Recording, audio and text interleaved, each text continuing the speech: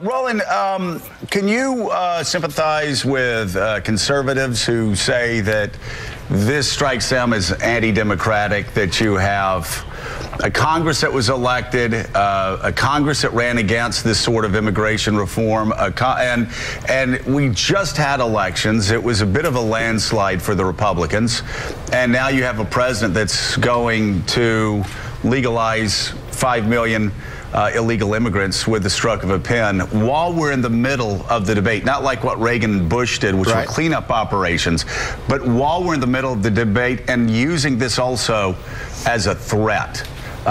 Do you see any justification for that concern?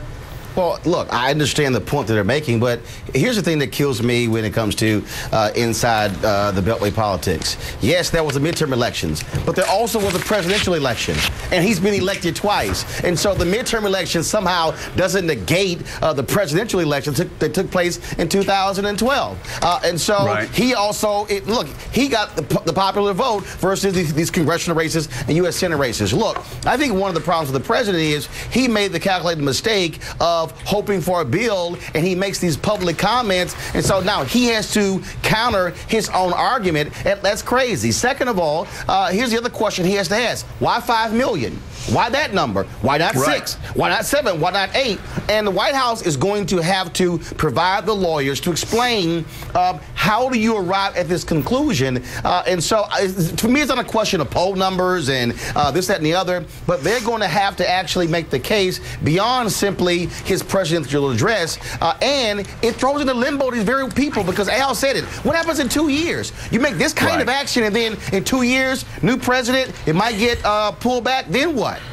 I think, Roland, you also bring up another great question the court is going to grapple with. The arbitrary number, where did it come from?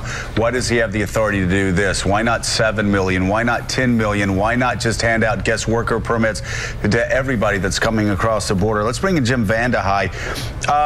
There was a presidential election, Jim Vandehei, but the president didn't run on this in the presidential election. It's just like he was against gay marriage until he knew he was never going to run for president again. He waited until the very end, and he was forced on that.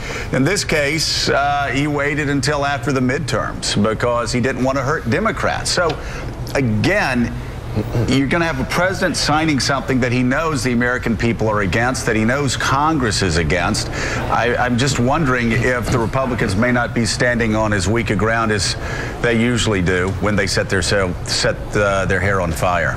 It's such a fascinating power play on his part. Obviously could have done it earlier, waited for purely political reasons to punt till after the election. And his calculation is simple. He believes the country is ungovernable right now. There's zero middle ground between him and Republicans, and that this forces action. Sure, there's a small percentage that he loses in court, but at least it forces something. Either he gets part of what he wants on immigration reform, at least for this specific segment of people, or he forces Congress to actually pass a law to undo it or to modify it or to make other changes that he thinks will lead to getting a solution that's closer to his ideal on immigration reform.